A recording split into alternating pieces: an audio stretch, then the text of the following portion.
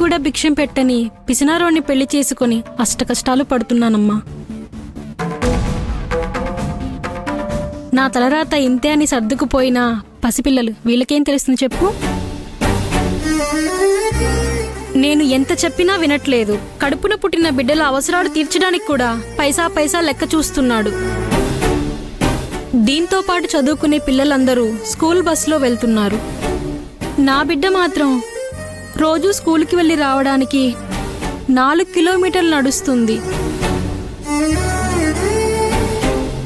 ఆయనేమో స్కూల్ బస్సుకి నెలకి ఎక్స్ట్రా 1000 రూపాయలు అవుతుంది, నేను కట్టను అంటున్నాడు. ఆ మనిషి పిసినారితనం వల్ల మేము ఇంట్లో నరకం అనుభవిస్తున్నాం అక్షయ. పిల్లల కోసం నేను ఆయనతో గొడవ కూడా పడ్డాను.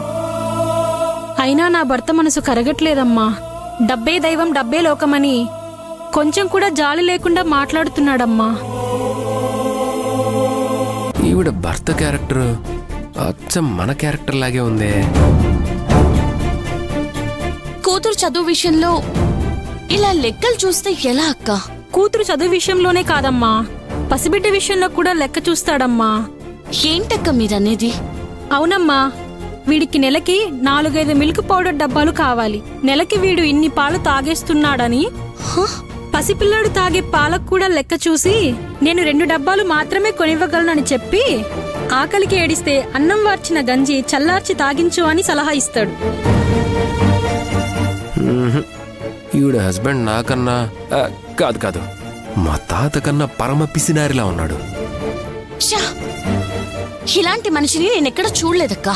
ఇలాంటి వాడని పెళ్లికి ముందే తెలుసుంటే నేను ఈయన్ని పెళ్లి చేసుకునేదాన్నే కాదు. పెళ్ళయ్యాక తెలుసున్నా తాళి తెంచేసి నా జీవితాన్ని నేను చూసుకునేదాన్ని.